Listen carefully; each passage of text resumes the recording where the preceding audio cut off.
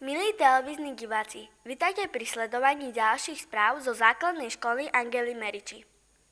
Prvou udalosťou v tomto polroku bol Sviatok svätej Angely, patronky našej školy. Slávime ho 27. januára.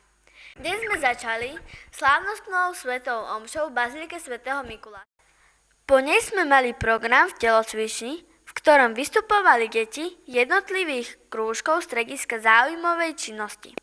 Okrem spevov, recitácií a tancov sme mohli vidieť, ako žiaci a učitelia súťažili medzi sebou v rôznych disciplínach.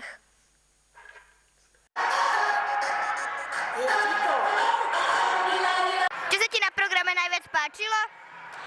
Gitaristi. Ktorú hru by si rada vyskúšala? Človeče. A ste zvedaví, ako dopadla súťaž? Na prvom i na druhom stupni zvíťazili učitelia. Dúfajme, že o rok zasa zvíťazíme my.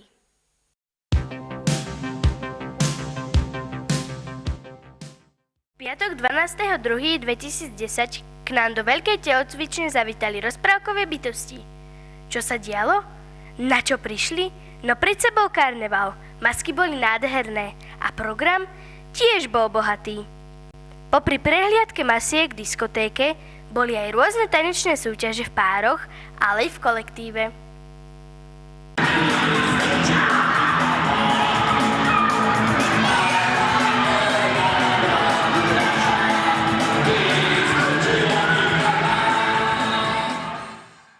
Žiaci 5. a 6. ročníkov sa 17.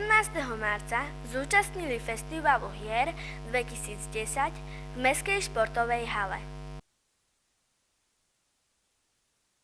Festival predstavoval vývoj v oblasti spoločenských hier, ktoré aj v súčasnosti dokážu zaujať a ponúkajú zaujímavé spoločenské trávenia voľného času s priateľmi a rodinou. Žiakom sa výstava s možnosťou si hry aj zahrať páčila. Priniesli sme si z nej aj 2 spoločenské hry do herne, ktoré si môžete prísť zahrať. Je to dobré? Áno.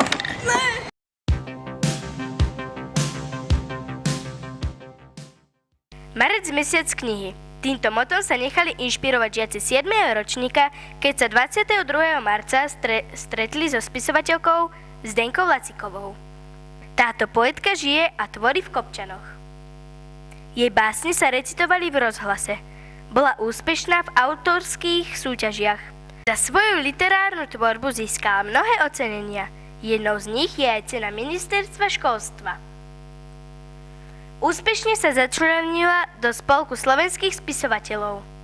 Sme veľmi radi, že sme mali možnosť sa stretnúť s touto milou, usmievavou poetkou. Elizabethu. Tá devčica miela 18 rokov, ale byla silná. Chytila miecha, tak ľahko s ním chodila na...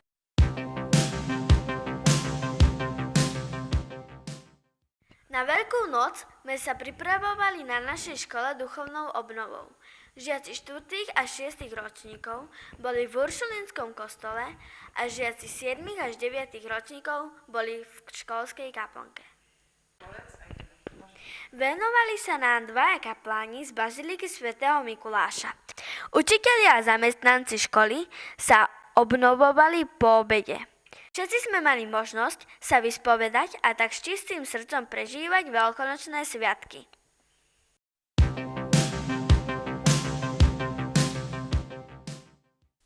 Deti z detského folklórneho súboru Drienka sa opäť realizovali na vystúpení.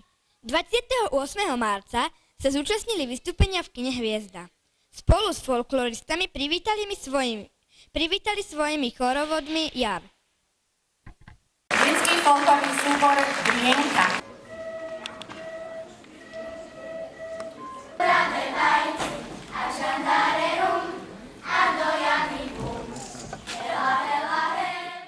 Prievodnými podujatiami boli vynášanie moreny, maľovanie vajíčok a varenie praženice.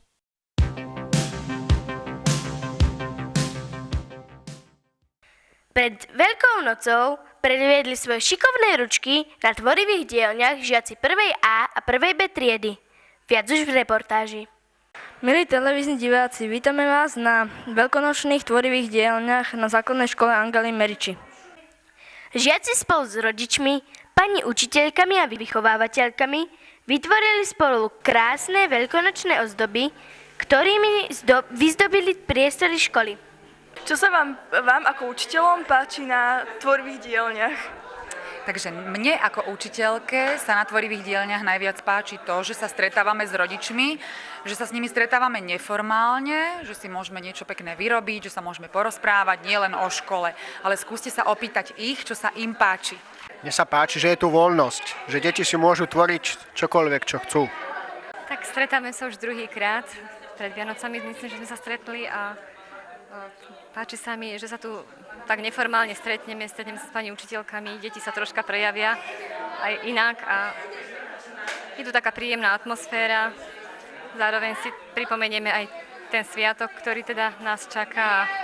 Je to príjemné, vraceme sa do školských hlavíc. Pre televíziu Angela, Magdalena Justusová a Jozef Biskupič.